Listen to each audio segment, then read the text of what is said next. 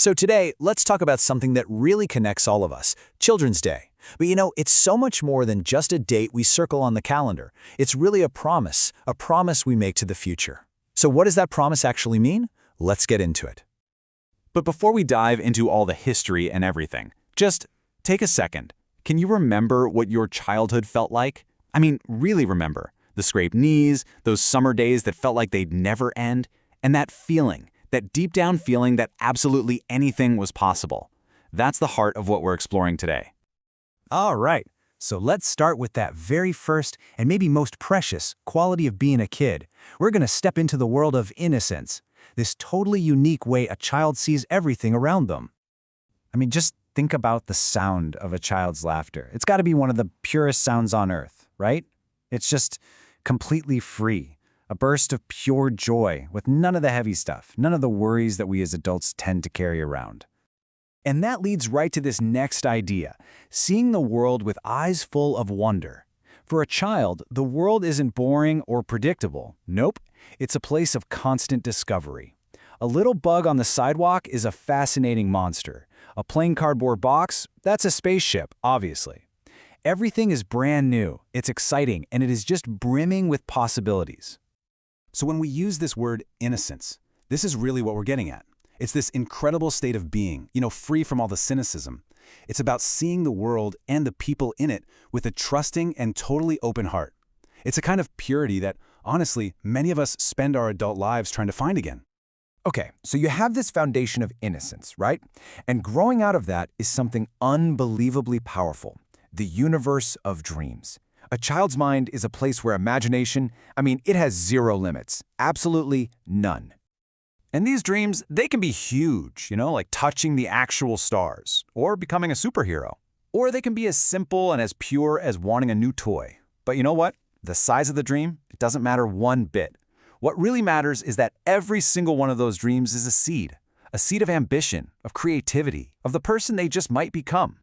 Now, let's bring all of this into a little bit of history, because in India, Children's Day has this really special connection to one person, a leader who is known so affectionately by kids all across the country as Chacha or Uncle Nehru. Jawaharlal Nehru, India's very first prime minister, he just got it. He said the children of today will make the India of tomorrow. The way we bring them up will determine the future of the country. Think about that. He didn't just see kids playing, he saw the architects of a nation's future. For him, nurturing children wasn't just a nice idea, it was the single most important investment a country could ever make. And this is exactly how that legacy was honored. See, before 1964, the day was celebrated on November 20th, along with the rest of the world. But after he passed away in 1964, there was this unanimous feeling that the celebration in India should be moved to his birthday, November 14th. It was just the perfect tribute to a man who saw the future sparkling in every child's eyes. And all of this brings us to a really big idea, a profound truth. Children's Day isn't just about celebrations and having fun. It's a yearly reminder that every single child, they represent the destiny of a nation. Just let that sink in for a minute. It's such a simple sentence, but wow, the implications are just enormous. The doctors, the artists, the leaders, the scientists of tomorrow, they're the kids running around in the parks today. Their future and our future, they're exactly the same thing. So if they're our future, what's our promise to them, right here, right now?